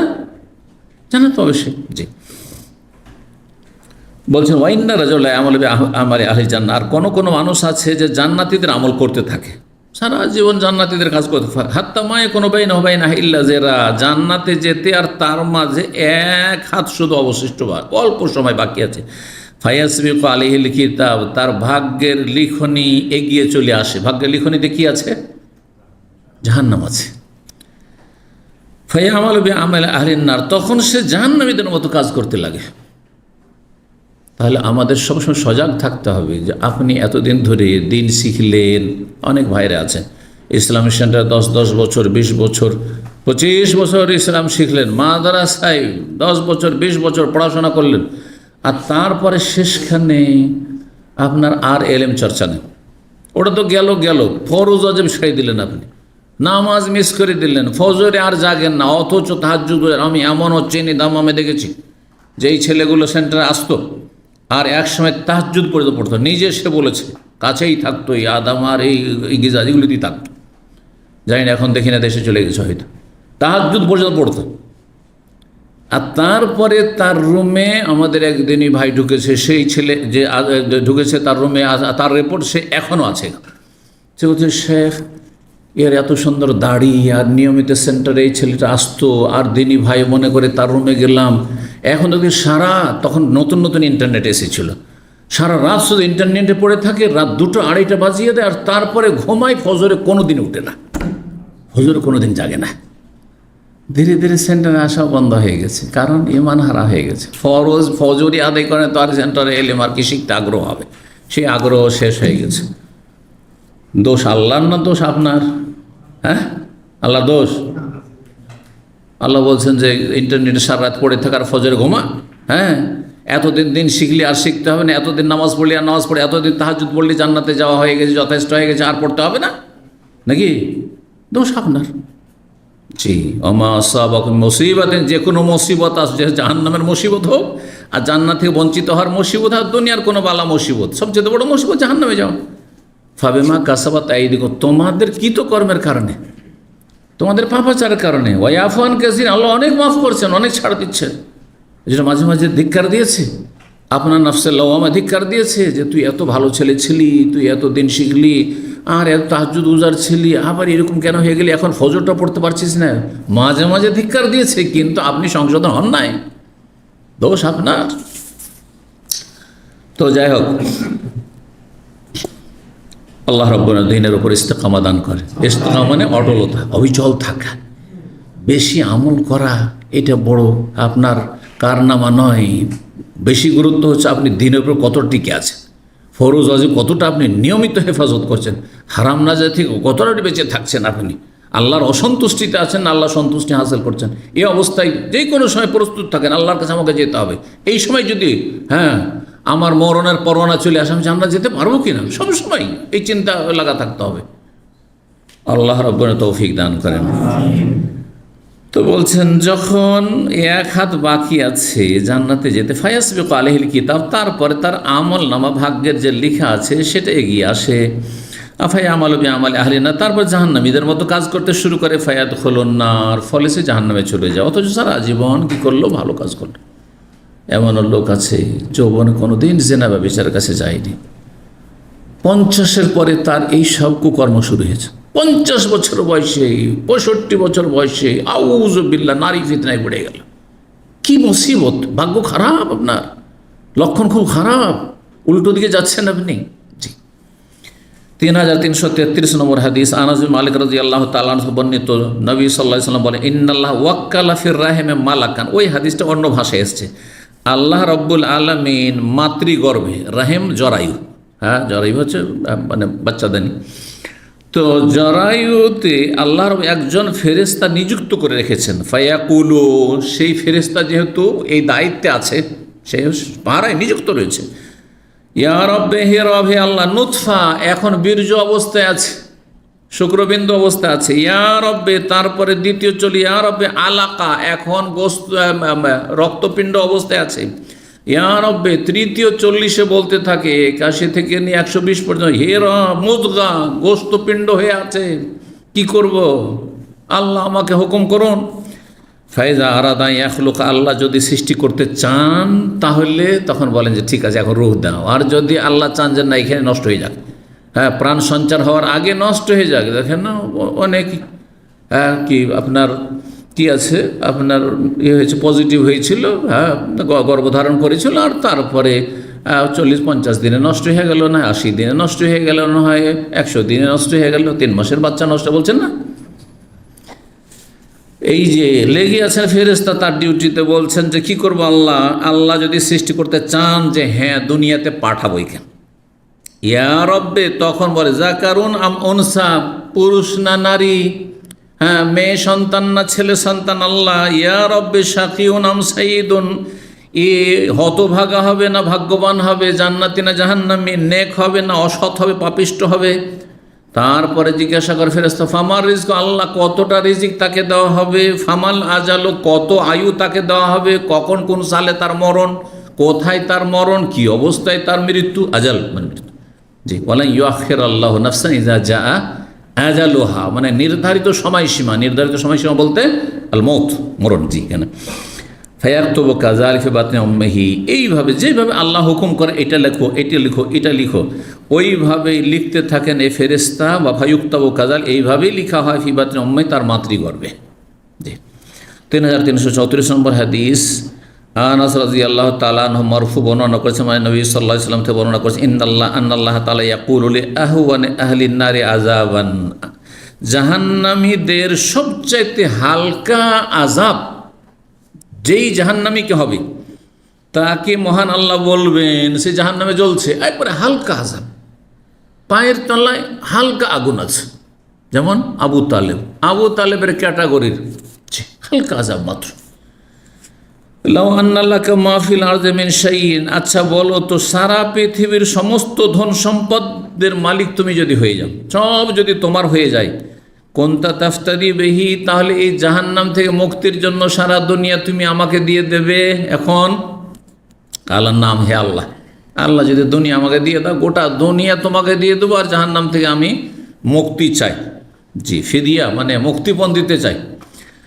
আল্লাহ তখন আল্লাহ বলবে, ফাকাল সাআলতুকা মা হুয়া আহওয়ানু মিন হাযা, তোমার কাছে এর চাইতে একেবারে সামান্য কিছু চেয়েছিলাম, দুনিয়া চাইনি, দুনিয়ার ধন দৌলত চাইনি, মা উরিদু মিনহুম রিজকান ওয়া মা উরিদু আন ইউতঈমুন, আল্লাহ বলছেন সূরা জারিয়াতের আয়াত নম্বর 56 রয়েছে, ওয়া মা খালাকতুল জিন্না ওয়াল ইনসা ইল্লা লিয়াবুদুন, জিন এবং মানুষকে আমি সৃষ্টি করেছি একমাত্র আমার ইবাদতের জন্য, মা উরিদু মিনহুম রিজক, আমি ইবাদত চাই তাদের কাছ থেকে, আমি রিজিক টাকা পয়সা ইনকাম চাই না, তোমার ইনকাম তোমার বাড়ি ঘর তোমার জমি জায়গা তোমার, মা উরিদু আন ইউতঈমুন, আমি তাদের কাছে খাবারও চাই না, বরং ইন্নাল্লাহুর রাজ্জাকু যুল কুওয়াতিল মাতিন, আল্লাহ হচ্ছে রিজিক দাতা, আল্লাহ হচ্ছে মহাশক্তিধর। তো তোমার কাছ থেকে সামান্য কিছু চেয়েছিলাম এর তুলনায়, সেটা হচ্ছে কখন ওয়ান তাফিসুলবে আদম, যখন তুমি আদম আলাইহিস সালামের পৃষ্ঠদেশে ছিলে, আদম আলাইহিস সালামের পিঠেই ছিলে, মানে তুমি দুনিয়াতে আসনি, সেই আসলে আদম আলাইহিস সালামকে সৃষ্টি করার সময় আল্লাহ রাব্বুল আলামিন কী করেছিলেন, কোরআন কারিমে রয়েছে, হ্যাঁ আদম আলাইহিস সালামের পিঠে হাত লাগালেন, আর তারপরে ওয়া আশহাদাহুম আলা আনফুসিহিম, তাদের কাছ থেকে সাক্ষী নিয়েছিলেন, কি আলাস্তু বিরাব্বিকুম, আমি কি তোমাদের রব? সবাই কি বলেছিল? বালা, হ্যাঁ আল্লাহ। আর দুনিয়াতে এসে অস্বীকার করেছে, স্মরণ করাবার জন্য নবী রাসূল পাঠানো হয়েছে, বিশ্বাস করেনি, যে না না না না এসব কিছু ঘটেনি। এই কথা যখন কাফিরকে বলা হবে, নাস্তিকে বলা হবে, ও অমুসলিমকে বলা হবে, না না এসব কিছু হয়নি, এইসব কাল্পনিক কথা, এইসব মন গড়া কথা মুসলিমদের বলবে না, জি তাই করেছে। কিন্তু যার বিশ্বাস তার বিশ্বাস স্মরণ করিয়ে দেওয়া হয়েছে, রিমাইন্ড করে দেওয়া হয়েছে কার মাধ্যমে? আম্বিয়া রসুলের মাধ্যমে। আর আম্বিয়া রসুলগণের সিলসিলা শেষ হওয়ার পরে আলেম ওলামা দিনের দায়ীদের মাধ্যমে। তো বলছেন যে আমি তোমার কাছ থেকে চেয়েছিলাম কি, আল্লাহ তুশরিকা বি, আমার সাথে শিরিক করিও না, আমার ইবাদত করিও। ফাআবাইতা ইল্লা শিরক, কিন্তু শিরিক করা ছাড়া সব কিছুকে তুমি অস্বীকার করেছো, ইবাদতকে অস্বীকার করেছো, আর শিরিক করতে থেকেছো, কুফরি করেছো। 3335 নম্বর হাদিস বর্ণনা করেছেন আব্দুল্লাহ বিন মাসউদ রাদিয়াল্লাহু তাআলা আনহু। তিনি বলেন ক্বালা রাসূলুল্লাহ সাল্লাল্লাহু আলাইহি ওয়াসাল্লাম বলেন, লা তুকতালু নাফসুন যুলমান, কোন ব্যক্তি যদি অন্যায়ভাবে হত্যা হয়, কোন ব্যক্তিকে অন্যায়ভাবে যদি খুন করা হয়, ইল্লা কানা আলা ইবনে আদম আল আউয়াল, তাহলে আদম আলাইহিস সালামের প্রথম বড় ছেলের উপর, তার নাম কাবিল বলা হয়েছে, তো তার বড় ছেলের ওপর কি হয়, কিফলু মিন দামিহা, এই খুনের একটা অংশ গুনাহ তার আমল নামাতে যাবেই। যত লোক খুন হচ্ছে, তাহলে কত মানুষ খুন হয়েছে, প্রথম বিশ্বযুদ্ধে কত লোক খুন হয়েছে, দ্বিতীয় বিশ্বযুদ্ধে কত খুন হয়েছে, সারা বিশ্বের মানব জাতির ইতিহাসে যুগে যুগে যত খুন হয়েছে, কত লোক খুন হয়েছে, চিন্তা করুন তো দেখি। সারা দুনিয়া মিলে আদম থেকে শুরু আজ পর্যন্ত যতগুলি খুন হচ্ছে, প্রতিদিন হচ্ছে, পত্র পত্রিকা পড়লে দেখবেন, আপনি সোশ্যাল মিডিয়া পড়লে দেখবেন, এই একটা খুনের ভাগ কার আমল নামে যাচ্ছে? পাপের বোঝা বাড়তি আছে এই কাবিলের। কেন? মানব জাতিকে খুন করা শিখিয়েছে এই কাবিল, শিখিয়েছে। যদি সে খুন না করতো তো মানুষ জানতো না যে খুন করা কি জিনিস। এইরকম লূত আলাইহিস সালামের জাতি শিখিয়েছে সমকামিতা। যত সমকামী সবার গোনাগুলি এক ভাগ করে তাদের পাপের বোঝা বাড়বে। এইভাবে যে কোনো পাপ, আপনার গ্রামে সেই অন্যায় ছিল না, পাপ ছিল না, আপনি প্রথম চালু করেছেন। আপনার এলাকার লোকেরা এই জানতো না যে এই কৃষি ব্যাংক আর অমুক ব্যাংকের যে সুদ মুদ জানতো না, আর সবকে গ্রামে গ্রামে গিয়ে আপনি এজেন্ট হয়েছেন তার, আর সবকে শিখিয়েছেন, পাঠ পড়িয়েছেন এইসব সুদ খাওয়া। তাহলে এক ভাগ করে বোঝা, যত লোক এই সুদী প্রতিষ্ঠানের সাথে ইনভলভ হবে সব এক ভাগ করে আপনার খাতায় যাবে, ইত্যাদি ইত্যাদি। কেন এটা হবে? লিআন্নাহু আউয়ালু মান সান্নাল কাতলা, কারণ এই আদমের বড় ছেলে প্রথম এই খুনের রীতি চালু করেছিল, খুনের রীতি সে চালু করেছিল। জি, সুতরাং তার উপর সে গুনাহ আর বোঝা চাপতেই থাকবে। 2 নম্বর অধ্যায়, বাবনী অধ্যায় আল আরওয়াহু জুনুদুম মুজান্নাদা, যতগুলি আত্মা, আমাদের প্রত্যেকের শরীরে আত্মা আছে। আত্মা এখনই যদি বেরিয়ে চলে যায় তাহলে আমাদের নাম তখন মৃত, মাইয়াত। তখন আর নাম ধরে ডাকবেন না, যে চলো শেখকে উঠিয়ে নিয়ে যায়, বলে যায় চলো কিনে মাইয়াতকে উঠাও, মাইয়াতকে চলে, মাইয়াতকে দাফন করতে হবে। আল্লাহু আকবার। তাহলে শরীরের কোনো মূল্য আছে? কোনো মূল্য নেই। আমি তো বিভিন্ন দিক থেকে বলি শরীর কোনো মূল্য নেই। শরীরে আত্মা আছে, সেই জন্য আপনার দিকে আপনার স্ত্রীর আকর্ষণ আছে। চিন্তা করেন, যদি বলেন যে আমি সন্ধ্যাবেলা আসছি, আর তারপর সন্ধ্যায় যেতে পারলেন না, সকালে হল, সেই রাত পার হবে না আপনার স্ত্রীর, তাই না? কত আপনার ওপর তার টান রয়েছে, কিসের জন্য? আত্মা আছে সেই জন্য। কিন্তু যেদিন মারা যাবেন সেদিন যদি পরিবারের লোকেরা বলে যে সারা জীবন তো বিদেশে প্রবাসে কেটে গেল তোমার স্বামীর, তো যখন গেল, আসার পরে পরে মারা গেল, তো একটা রাত ওর পাশে থাকো। কোনো মহিলা থাকবে? মহিলারা ভাবে যে না, আমাদের দোষ চাপেছে, আপনি থাকবেন? আপনার স্ত্রীর কত টান আপনার, তাই না? দিনে ফিরি ফোন পেয়েছেন, আর এই সোশ্যাল মিডিয়ার যে ফ্যাসিলিটি পেয়েছেন, হাইরি। এক সময় চিঠিটাও নসিব হচ্ছিল না, মাসে একটা চিঠি আসতে আর যেতে 1 মাস হয়ে যেত। জি, অনেক সময় এরও বেশি, চিঠি মরিয়ে গেলে এলোই না। এটা বেশি দিন নয়, এইখানে দামামে এই অবস্থা ছিল, আজকে থেকে 25 বছর 20 বছর আগে এরকম অবস্থা ছিল এখানে। জি,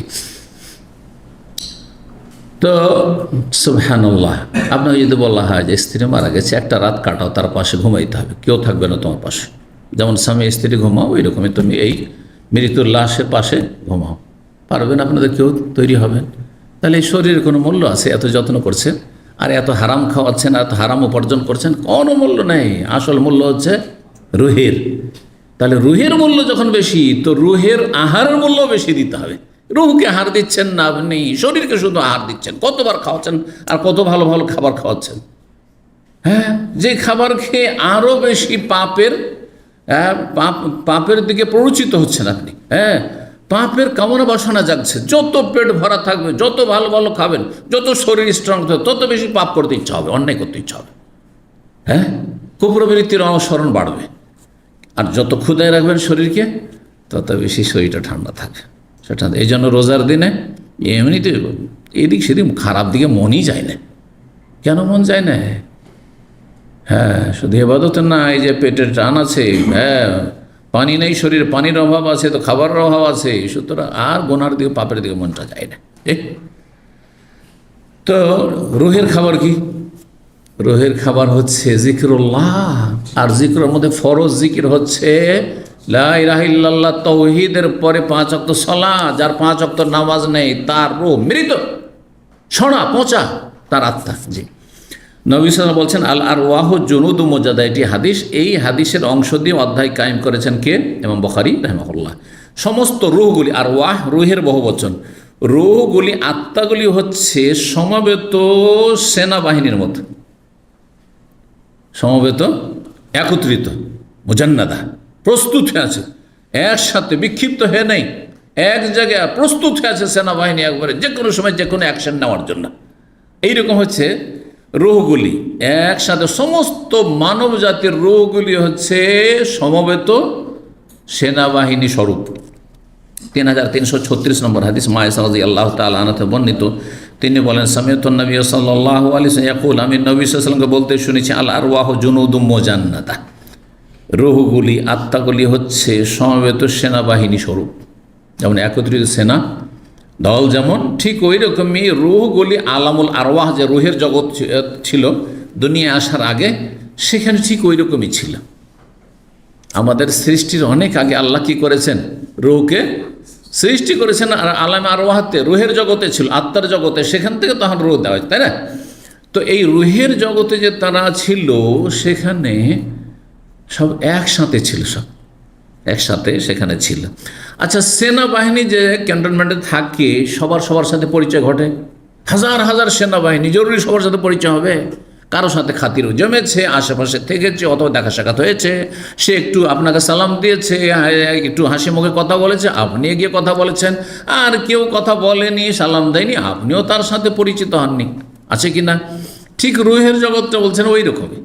রুহের জগতে যার যার সাথে পরিচিতি ঘটেছে, দুনিয়া আসার পরে তার সাথে মিল মহাব্বত হয়েছে, দেখা সাক্ষাৎ হয়েছে। আর দেখা সাক্ষাৎ হইলে ভালোবাসা জন্মেছে, তার সাথে দেখা সাক্ষাতের আগ্রহ বেড়েছে, এর সাথে একটু খাতির রাখি, এর সাথে চলাফেরা করি, ওঠা বসা করি। আর যার সাথে রুহের জগতে অপরিচিত থেকেছে, রুহের জগতে দেখা সাক্ষাৎই না, ওর সাথে কোনো যোগাযোগ হয়নি, দুনিয়া আসার পরেও দেখা সাক্ষাৎই হবে না। আর না হলে দেখা সাক্ষাৎ হলে ওর সাথে মতের মিল হবে না। হ্যাঁ, শুধু কি হবে, আপনি যেটা বলেন তার উল্টো চলবে। এখন এইরকম রূহ বিশিষ্ট যদি আপনার স্ত্রী হয়ে যাবে আর কোনো মহিলার স্বামী হয়ে যায়, তো কত বড় বিপদ। আপনি বলছেন ডান দিকে, বলছে বাম দিকে, হ্যাঁ, জেদি, হ্যাঁ, কথাই মিল হয় না। আপনি যদি বলেন এটা খাবো, বলছেন না আজকে এটা না ওইটা খাবো। আরে কোনোদিন আমার কথা থাকছে না, বালা মুসিবতে। এইরকম আসলে রহস্যটা এখানে এরকমটা হয়েছে, এই জন্য মিল আর হইল না।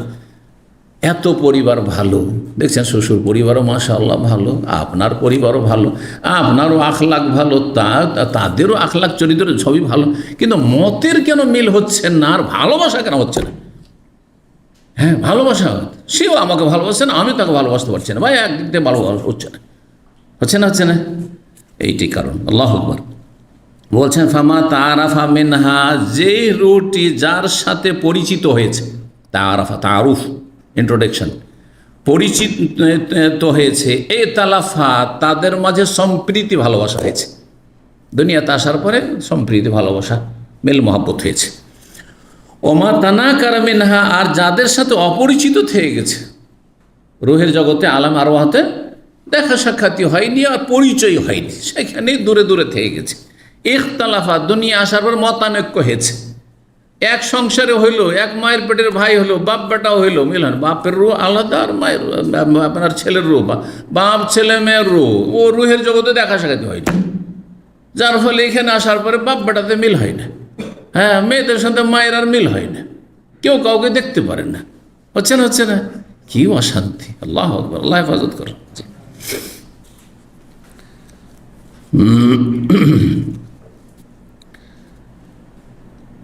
3 নম্বর অধ্যায় হচ্ছে বাবু কওলিল্লাহি আযজা ওয়া জাল্লা। এই অধ্যায় হচ্ছে মহান আল্লাহর বাণী সম্পর্কে। ওয়ালাকাদ আরসালনা নূহান ইলা কওমি, নিঃসন্দেহে আমি নূহ আলাইহিস সালামকে তার সম্প্রদায়ের কাছে প্রেরণ করেছিলাম। সূরা হুদের 8-25 রয়েছে। নূহ আলাইহিস সালামকে তার সম্প্রদায়ের কাছে প্রেরণ করেছিলেন। কতদিন ধরে তিনি দাওয়াত দিয়েছিলেন? কোরআনে কারীমে রয়েছে, কোরআন ফালাবিসা ফিহিম আলফা সানাতিন ইল্লা 50 আমান, 50 কম 1000 বছর তাদের মাঝে তিনি নবী হয়ে অবস্থান করেছেন। 950 বছর ইসলামের দাওয়াত দিয়েছেন, কিন্তু তারপর আমানা মাহু ইল্লা কালিল। আল্লাহ কোরআন আয়াতে বলছেন অল্প কয়েকজন, হাতে গোনা কয়েকজন ইসলাম গ্রহণ করেছে। তাহলে আপনি কে? আপনি গ্রামে গিয়ে, আপনার পরিবারে, আপনার বংশধরে গিয়ে আপনি দিনের কথা বললেন, কেউ আপনার দাওয়াতে সাড়া দিল না। আপনি মনোকষ্ট নেবেন না। এত বড় বড় নবী রসুল, আল্লাহ আকবার, শ্রেষ্ঠ রসুল নূহ আলাইহিস সালাম রসুল, শুধু নবী না। 950 বছর কত তিনি দিনের দাওয়াত দিয়েছেন। একজন নবী, কোনো তুলনাই চলে না কোনো আলেমের সাথে। আজকে পৃথিবীর কোনো আলেমের সাথে তুলনা চলে না। হ্যাঁ, কোনো আলেমের একটা সাধারণ নবীর সাথে তুলনা চলে না। নবী আল্লাহর পক্ষ থেকে হয়ে আসছে, তার ইমানই এখন কত মজবুত, আর তিনি দাওয়াত দিচ্ছেন, তারপর কে ইসলাম গ্রহণ করেছে। তাহলে মানুষের স্বভাব কত যে শক্ত, হ্যাঁ, কত যে মানব জাতি নিষ্ঠুর, মানব জাতির ভালো দিকের সাথে খারাপ দিক যে কত রয়েছে। আল্লাহ আকবার, আল্লাহ হেফাজত করুন অনিষ্ট থেকে। তো আব্দুল্লাহ বিন আব্বাস রাদিয়াল্লাহু তাআলা বলছেন, এই সূরা হুদে রয়েছে বাদিয়ার রায়। বাদিয়ার রায় কাদেরকে বলেছিল? হ্যাঁ, এই জাতির লোকের নূহ আলাইহিস সালামকে বলেছিল যে আপনি মা যাহারা লানা, বাদিয়ার রায় মানে মত, আর বাদিয়া মানে যেটা প্রকাশ থাকে, মানে যেটা আমাদের কাছে প্রকাশ পাচ্ছে যে আপনি নির্বোধ মানুষ, এগুলো কি কথা বলতে আসছেন আপনি। তারপর আর একটি শব্দ রয়েছে আয়াত নম্বর 44-এ, আর বাদিয়ারা শব্দটি রয়েছে আয়াত নম্বর 27-এ সূরা হুদের। আকলি, যখন নূহ আলাইহিস সালামের যুগে মহাবন্যা দিয়ে আল্লাহ ধ্বংস করবেন জাতিকে, আর বন্যা, বিশাল বন্যা চলে আসলো, এমনকি চুলা থেকে পানি ওঠা শুরু হলো, পাতাল থেকে এমন পানি, ওপর থেকে বৃষ্টি বর্ষণ, চুলা থেকে পানি ওঠা শুরু হলো। তারপরে যখন প্লাবিত হয়ে সব ডুবে ধ্বংস হয়ে গেল, আর নূহ আলাইহিস সালামের দেশ ছিল ইরাক, কিন্তু ইরাকে খুব প্রাচীন ইতিহাস। ইরাক, নূহ আলাইহিস সালামের এলাকা ছিল ইরাক বলা হয়েছে। তো আল্লাহ বলছেন বৃষ্টি থামছে না, বৃষ্টি যদি অর্ডার করে দিয়েছে থামছে না যতক্ষণ আল্লাহ হুকুম না করছেন। আকলেই মানে থেমে যাও, এই জন্য বলছে আকলি মানে আমসে কি, থামো, আর বৃষ্টি বর্ষিও না তুমি। তারপরে বলছেন যে ওয়াফারাত তন্নুর, আয়াত নম্বর 40-এ রয়েছে ফারাত তন্নুর। তন্নুর মানে হচ্ছে, এখানে কিন্তু তন্নুর বলছে চুলাকে, তাই না? চুলা থেকে পানির ফোয়ারা ওঠা শুরু হয়েছে। হ্যাঁ, পানি না বা আলমা, পানি যেন বেরিয়ে আসছে ফোয়ারার মতো প্রত্যেকে চুলা থেকে। ইকরামা বলছেন, হ্যাঁ, ইকরামা আর একটি তফসির করেছেন, ফারাত তন্নুর মানে ওয়াজহুল আরদ। এখানে তন্নুর মানে চুলা তিনি করেননি, বরং ভূপৃষ্ঠ থেকে, জমিন থেকে, সব জায়গা থেকে পানি নিচে থেকে উঠছে, আর ওপর থেকে পানির বর্ষণ হচ্ছে। আল্লাহ আল্লাহ মজাদ প্রখ্যাত তাবি ইমাম মুজাহিদ বলছেন ওয়াস্তাওয়াত আলাল জুদি। জুদি কি জিনিস? আয়াত নম্বর 44 রয়েছে। নূহ আলাইহিস সালামের বিশাল পানি জাহাজ ছিল না, যা তিনি তৈরি করেছেন আল্লাহর হুকুমে, আর তারপরে তাতে সব যারা মোমেনাত অল্প কিছু লোক ছিল, নরনারী, তাদেরকে উঠিয়ে নেওয়া হয়েছিল, আর কাফেররাকে কাউকে ওঠানো হয়নি, যেহেতু তাদের জন্য ছিল না। আর প্রত্যেক পশু পাখি থেকে এক জোড়া করে নরনারী উঠিয়ে নেওয়া হয়েছে, যাতে করে এই প্রজন্ম ধ্বংস না হয়ে যায়।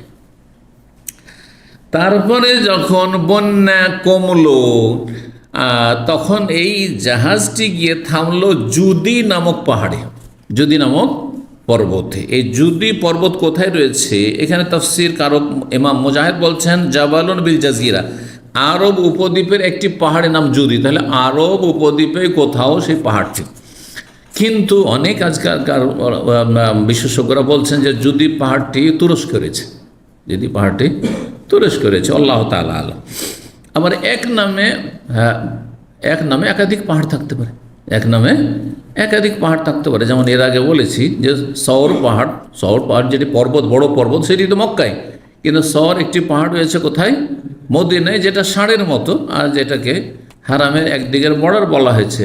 হ্যাঁ, আল মদিনা তো হারামুন মা বাইনা আয়ের এলা সওর, ওর পাহাড়ের পিছনে একটি পাহাড় রয়েছে। সূরায়ে, তারপরে বলছেন দাব মেসলা দাবে কওমে নূহ আলাইহিস সালামের জাতির অভ্যাসের মতো। দাবুন মানে অভ্যাস, দাবুন মানে অবস্থা, তাহলে দাবুন মানে অভ্যাসও হয়, আর দাবুন মানে অবস্থা, এখানে হাল অভ্যাসের অর্থ করেছেন। তারপরে আয়াত রয়েছে ওয়াতলু আলাইহিম নাবা নূহ, তাদেরকে পড়ে শোনা নূহ আলাইহিস সালামের সংবাদ মানে কাহিনী। ইদ কালা, যখন তিনি বলেছে, ইদ কালা লে কওমে, নিজ সম্প্রদায়কে, ইয়া কওমে, হে আমার সম্প্রদায়, ইন কানা কাবুরা আলাইকুম মাকামি ওয়া তাযকিরি বিআয়াতিল্লাহ, তোমাদের মাঝে আমার অবস্থান এবং আমার উপদেশ, আল্লাহর আয়াত দিয়ে যে তোমাদেরকে দিচ্ছি, এটি যদি তোমাদের জন্য কষ্টকর হয়, কাবুরা আলাইকুম, কষ্ট লাগছে, আপনাদেরকে দিনের কথা বলছি, কষ্ট লাগছে, এ কথা বলছেন নূহ আলাইহিস সালাম, আমি যে আপনাদের মাঝে বসবাস করছি, এইটা কি আপনাদের জন্য কষ্টকর হয়ে গেছে, আপনাদের ক্ষতি করছি, তাহলে আমি আল্লাহর ভরসা করছি, আর কিছু বলার নেই। আমি আত্মহিতাকাঙ্ক্ষী, আপনাদের জাহান্নামের রাস্তা দিয়ে মুক্ত করার চেষ্টা করছি, নাজাতের চেষ্টা করছি, তারপরে দুনিয়ার আযাব, আল্লাহর আযাব নেমে আসবে, তার থেকে রক্ষা করার চেষ্টা করছি, আর আমাকে এত খারাপ মনে করছেন যে আমি আপনাদের মধ্যে যেন আপনাদের জন্য বিপদ হয়ে গেছি। হ্যাঁ, আমার অবস্থান যেন আপনাদের জন্য বিপদ হয়ে গেছে। তো এই বলে তিনি উপদেশ দেন, কত ভাষা দিয়ে, বিভিন্ন ভঙ্গিমা, বিভিন্ন ভাষা দিয়ে বোঝাবার চেষ্টা করেছে, কিন্তু জাতির অন্তরে যখন মোহর লেগে যায়, আর মানুষ যখন পাপ করতে করতে সীমালঙ্ঘন করে, তখন আর হেদায়েত নসিব হয় না, আল্লাহর মায়ের পড়ে। তখন আল্লাহর মার হচ্ছে, মানুষ যখন সীমালঙ্ঘন করে পাপ করতে করতে আর সংশোধন করতে চায় না, তখন আল্লাহ নসিব করেন না তার হেদায়েত। জি, তো এই ছিল এলা কওলি মিনাল মুসলিমিন, সূরা ইউনূস 71 থেকে 72। ইন্না আরসালনা নূহান ইলা কওমিহি, তারপরে সূরা নূহের আয়াত নম্বর 1 থেকে শুরু করে ইলা আখির সূরা, শেষ আয়াত পর্যন্ত। রব্বি লা তাযার আল আরদি মিনাল কাফিরিনা দাইয়ারা ইন্নাকা ইন তাযারহুম ইয়াদুল্লু ইবাদাকা ওয়া লা ইয়ালিদু ইল্লা ফাজিরান কাফারা রব্বিগফিরলি ওয়া লিওয়ালিদাইয়া ওয়া লিমান দাখালা বাইতিয়া মুমিনান ওয়াল মুমিনিনা ওয়াল মুমিনাত ওয়া লা তাজিদিজ জালিমিনা ইল্লা তাবারা। এই ছিল শেষ, এই আর কি। তো তারপরে বেশ কিছু হাদিস রয়েছে, সুতরাং আর লম্বা না করে এখানে আলোচনা শেষ করি। ওয়া জাযাকুমুল্লাহু খাইরান ওয়া সাল্লাল্লাহু আলা নবিয়িনা মুহাম্মদ ওয়া আলা আলিহি ওয়া সাহবিহি আজমাইন।